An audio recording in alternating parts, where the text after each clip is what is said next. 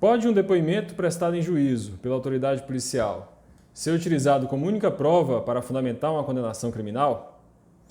Este tema foi analisado pelo STJ nos autos do HC de número 632.778. Mas antes de examinar de forma pormenorizada esse precedente e o seu resultado, vamos tratar aqui, de forma sumária, acerca do caso concreto e do que dispõe o artigo 155, caput do CPP.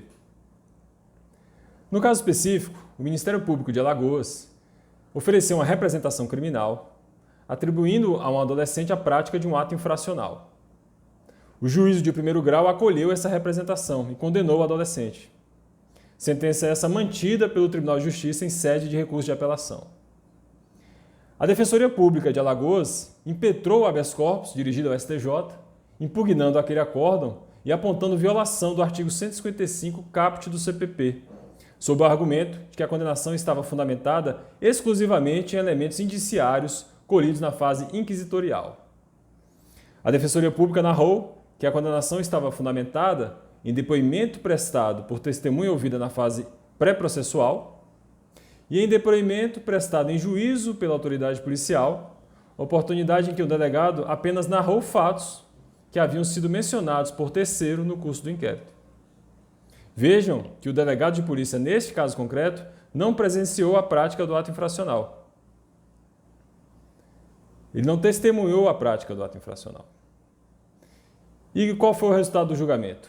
A sexta turma do STJ acolheu os argumentos lançados pela Defensoria Pública e anulou a condenação, por concluir que houve sim violação do artigo 155, caput do CPP. E o que dispõe o artigo 155, caput do CPP? Esse dispositivo trata de estándares de probatório mínimo necessário para que haja uma condenação criminal. O artigo 155 é uma garantia para o cidadão.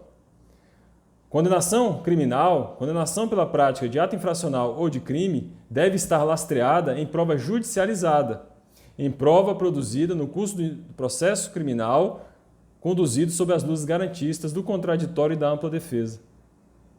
O artigo 155 veda que a condenação esteja lastreada exclusivamente em elementos indiciários colhidos na fase inquisitorial.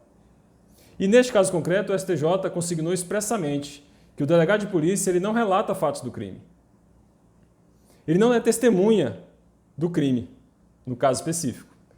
Ele apenas foi arrolado pelo Ministério Público como testemunha de acusação e, ouvido em sede de instrução criminal, mencionou fatos que haviam sido narrados por terceiro no curso do inquérito.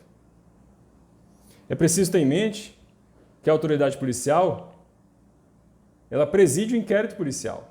Compete a ela presidir o inquérito, relatar o inquérito e encaminhar esse procedimento administrativo à Justiça, para que o titular da ação penal, o dominus litis, possa ou não oferecer uma denúncia. Delegado de polícia, via de regra, não é testemunha de crime. Este precedente foi examinado por nós em artigo recentemente publicado, oportunidade em que denominamos essa tentativa do Ministério Público, neste caso concreto, de metamorfose probatória. Tentou-se, por via transversa, conferir a natureza jurídica de prova a um dado que não tem essa natureza. O depoimento prestado em juízo pela autoridade policial não tem natureza jurídica de prova neste caso específico. O delegado, como já dissemos, não testemunhou o crime. Ele foi apenas arrolado pelo Ministério Público e ouvido em sede de instrução criminal. O Ministério Público, constatando que não havia outros testemunhos para serem produzidos na fase judicial, arrolou a autoridade policial a fim de que essa mencionasse fatos apurados na fase inquisitorial. O fato de ter sido ouvido em sede judicial não transforma o testemunho prestado pela autoridade policial em prova. A autoridade policial compete presidir o inquérito. Ele não é, via de regra, testemunha do crime. Sendo assim, o STJ concedeu a ordem de habeas corpus e anulou a condenação. É preciso que fique bem claro que a persecutio criminis in iudicio, a ação penal, ela deve observar os princípios constitucionais do devido processo legal, do contraditório e da ampla defesa. até para que se confira legitimidade a uma eventual sentença penal condenatória. O processo penal é um instrumento de contenção contra eventual excesso por parte do Estado acusação. E essa garantia deve ser fiscalizada por parte do Poder Judiciário. Cabe ao Poder Judiciário zelar pela integridade do processo penal, como fez o STJ nesse caso concreto. As garantias do devido processo legal, do contraditório e da ampla defesa foram duramente conquistadas ao longo de décadas e séculos de evolução dos direitos humanos.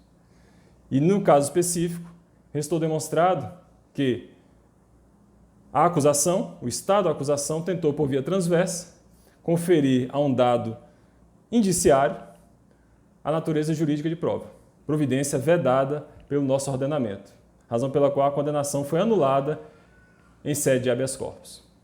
Um forte abraço.